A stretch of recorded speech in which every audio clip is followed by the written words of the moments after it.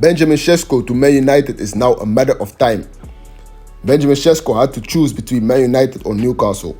Are you choosing Newcastle United, who have a nice project, an ambitious project, who are now in the Champions League? Or are you choosing a Man United who are experiencing a downfall, but they're still one of the biggest clubs in the world? Who are you choosing if you are in Benjamin Sesko's shoes? In my opinion, I think it would have been better if he chose Newcastle right now. But this just shows, like, if you're a big club, you're a big club. And you can still attract players no matter how bad you are. Just like how Liverpool did basically in 2023. Remember when Liverpool had that bad season and they still managed to attract McAllister, Szoboszlai, Wataru Endo and Ryan Gravenberch. And look at where they are now. It seems like Man United have the same. After already signing Mbeumo, he rejected Spurs, Tottenham Hotspur for Man United. Matheus Cunha also rejected some few clubs for Man United. Guys, this just shows, like, if you are still a big club, you can still attract players no matter like how bad of a season you had. Man United literally finished 16th, guys. 16th. Literally a few points above relegation. Literally a few positions above relegation, guys. 16th for Man United, who nearly every window spent at least like 250 million. And this transfer window, the same. They spent more than 200 million on players. I don't think even they sold many players, so their net spend isn't really like, that good. But guys, Benjamin Sesko, to be honest, guys, who does he think he is? Like, taking so many time to make the decision. Does he think like he's LeBron James in 2010, where he had to make the decision when he was a free agent? Like, guys, I'm a Liverpool fan, so this also somehow affected like Isak to Liverpool, because we all know, also in my latest videos about Isak, we all know, like, many reporters also said, like, if Newcastle gets Sesko, they will probably let Isak go.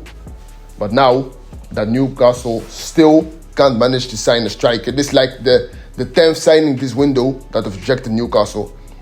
Now after this, they have to look for another striker. So this means Isak to Liverpool gets delayed, because we know Liverpool, we want Isak as soon as possible because we want him to be fit for Match Week 1.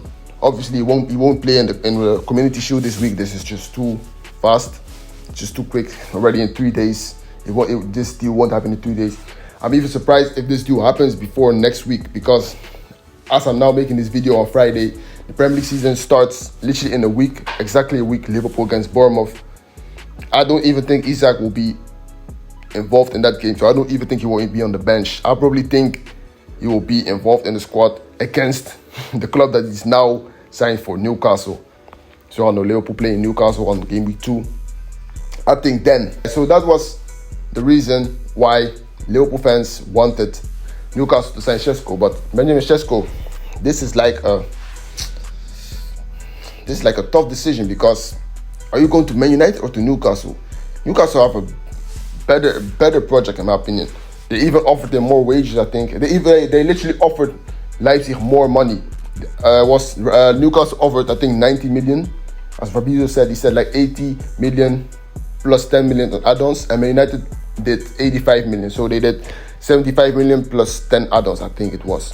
But he said like the add-ons from Man United were more easily to be achieved. So the add-ons from Man United were like play 20 games, score 10 goals, and of Newcastle's add-ons were a bit like difficult. So they were a bit like win a trophy, win player of the month, probably like those sort of things, But yeah, I think Sesko made the wrong decision. I think he should have went to Newcastle United, but still, he's probably, I don't know if he's a Man United fan, I don't know, but he should have gotten a bigger move in the summer, earlier this summer, because Arsenal wanted him, but I think he and his agent, they wanted too much money or something. I don't know what happened there, because he was supposed to go to Arsenal somewhere at the start of the window, but that didn't go through, and that's why Arsenal pivoted and went and signed Gyökeres, who, I won't talk about. Maybe I'll talk about him in another video.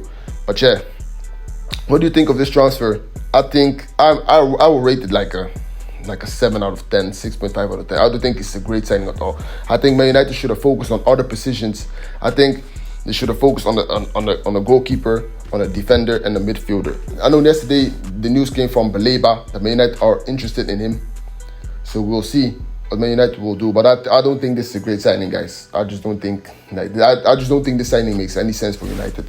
For Newcastle, this would have been like an 8 out of 10 signing, but Man United, nah. To be honest, like a 6, 6.5, not even a 7. But yeah, guys, just like Fabrizio said, Man United and RB Leipzig back in talks today for Benjamin Sesko. Deal to agree on final package. Sesko agreed personal terms yesterday and will train separately until deal is done between the clubs. So yeah, guys, it's basically a done deal. I think here we go will probably come tomorrow, maybe even today, but it will for sure come in the next 2 days. But yeah, guys, please like, subscribe.